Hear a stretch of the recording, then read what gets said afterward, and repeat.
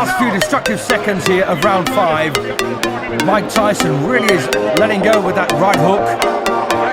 And Bruno takes a big thumping punch to the head there, and once again I've got to say Tyson has got no compunction whatsoever about following up with the elbow, as you saw there with the left hook missing.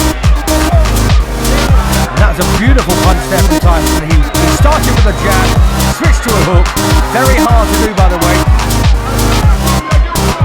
And Bruno doesn't quite know what to do at this stage. He doesn't know where the next punch is coming from.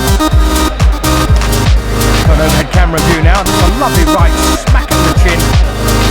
Bruno took it well, but the uppercuts came flying in, and once again the elbow followed behind very, very closely. Bruno can't get a punch in and can't prevent the ones coming at him from landing. And Tyson there put his whole body behind that left hook.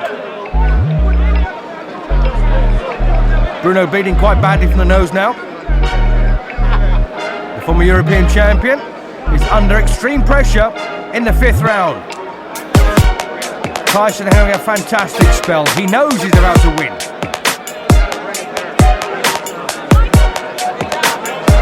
And this was the final combination. Right to the body, right uppercut.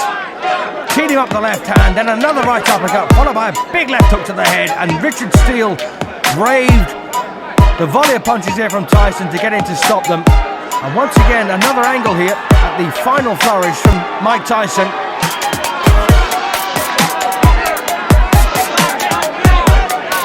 A chance for a nice close-up view here. Beautiful right to the body there, right uppercut to the chin. What kept Bruno's mouthpiece in, I'll never know.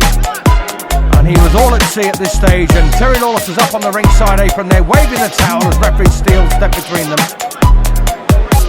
Now from the right-hand angle, and you saw Tyson there landing some beautiful punches. He once offended some members of the boxing press when he said after knocking out Jesse Ferguson with a similar shot,